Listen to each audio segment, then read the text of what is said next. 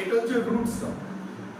এর উপরে আমাদের ভালো জাতের একটা সায়ন আমরা বসাবো। রুট স্টকটা যেন রোগমুক্ত হয়, একটা পুরো সুস্থ সবল গাছ, কোনো রকমের যেন এই রোগ বালাই না থাকে। রুট স্টকটা প্যাকেটে থাকলে খুব ভালো হয়, বা জমিতে থাকলেও অসুবিধা নেই, কোনো সমস্যা নেই। একে আমি গ্রাফটিং করার আগে যদি কিছু সার বা একটু ফাঙ্গিসাইড দিয়ে রাখি তাহলে আরও ভালো থাকবে, তারপরে আমরা গ্রাফটিংটা করি। আর রুট স্টকের উপরে এটা কোন জাত আমরা তো জানি না, আমরা করবো একটা নতুন ভালো জাত। যেই সায়নটা আমরা এর উপরে জয়েন্ট করবো সেটা যতটা মোটা হবে, ততটাই ঠিক ততটাই মোটা হতে হবে। এ যতটা মোটা হবে এ ততটা মোটা হবে, বা এ যদি একটু সরু হয়, সায়নটা যদি একটু সরু হয় অসুবিধা নেই, সেম হতে হবে, বা একটুখানি সরু হতে হবে, সরু হলেও অসুবিধা নেই। এবার আমরা শুরুটা দিয়ে আমি সবটা দিয়ে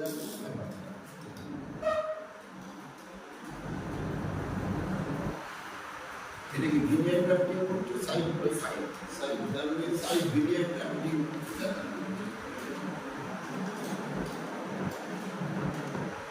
এবার আমরা শুরু করি। যেই জায়গাতে করবো তার নিচে যেন পাতা থাকে, পাতা থাকলে সুবিধা হবে, প্রসেস করতে সুবিধা হবে। এই খাবারটা প্রসেস করবে যত তাড়াতাড়ি ভালোভাবে জয়েন্টটা, পাতা না থাকলেও হবে, কিন্তু একটু সময় লাগে। সমস্যা নেই। অনেকে তো উপরে চলে গেলে গোড়ার দিকে অনেকেই করছে একদম উপরের দিকে করছে, অনেকেই করছে পেটের নিচের দিকে করছে, একদম গোড়ার কাছে, একদম গোড়ার কাছে কাপড় করছে। প্রবলেমটা কি মানে সমস্যাটা কিছু হবে? এই যে আমি বললাম পাতা ছাড়া যদি করা হয়, আমি এখান থেকে কেটেও করতে পারি, জয়েন্ট করতে একটু বেশি সময় নেবে। আমি নিচে যদি পাতা থাকে তো পরিষ্কার মানে খাবারটা তাড়াতাড়ি তৈরি করতে পারবে, এর উপরে যে জয়েন্টটা হচ্ছে খাবার সাপ্লাইটা ভালো করতে পারবে। এ যদি 15 দিন সময় লাগে, আমি যদি নিচে কেটে দিয়ে যাচ্ছে আমি যদি কিনতে যাই, মার্কেটে কিনতে গেছি, একজন বলছে আমার ওই উপরে যে গ্যাপটিং হয়েছে ওটা ভালো, একজন বলছে নিচে গ্যাপটিং হয়েছে সেটা ভালো। কোনটা ভালো? একদম নিচে যারা একদম নার্সারি যারা পড়ে আসছে, কেউ তারা বিক্রির জন্য বলছে, আমি জানি না, আমি ওখান থেকে নিয়েছি। একজন বলছে আমার গোড়াতে যে গ্যাপটিংটা হয়েছে সেটা খুব ভালো, আবার কিছু লোক চাইছে উপর থেকে গ্যাপটিং। কোনটা ভালো? দুটোরই পজিটিভ নেগেটিভ দিক আছে।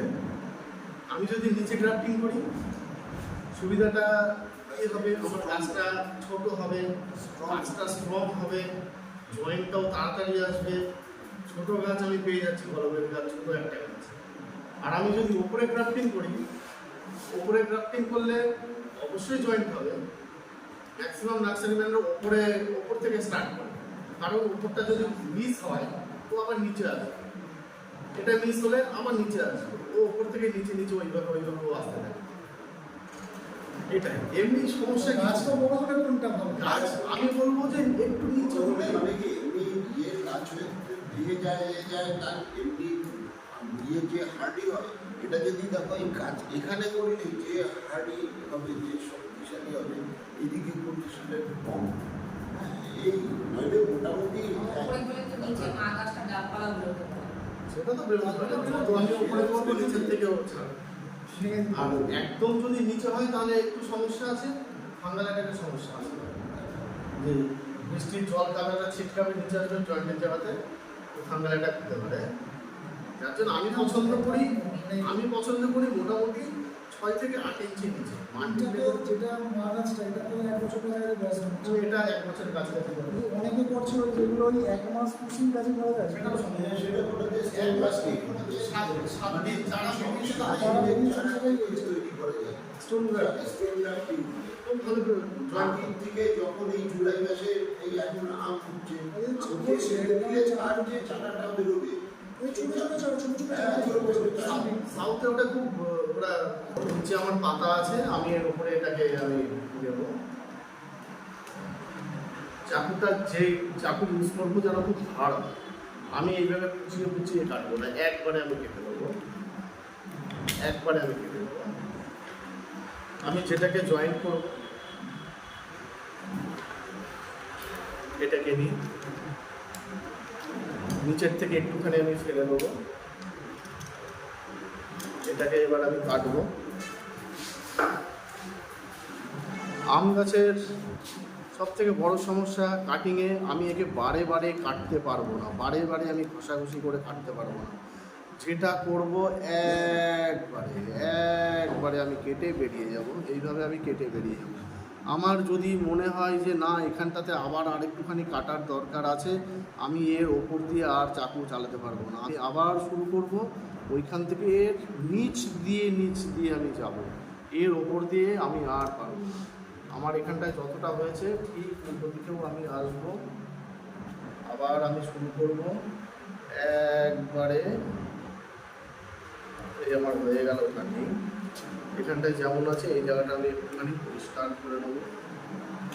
আমার যতটা কাটা আছে এটা মোটামুটি 1 ইঞ্চি মতন দরকার পড়ে, 1 থেকে 1.5 ইঞ্চি। মাঝখান থেকে আমি ছিঁড়ছি না, আমি মাঝখান থেকে ছিঁড়ছি না, আমি এর ছালটাকে জাস্ট ছালটাকে আমি ছাড়াবো।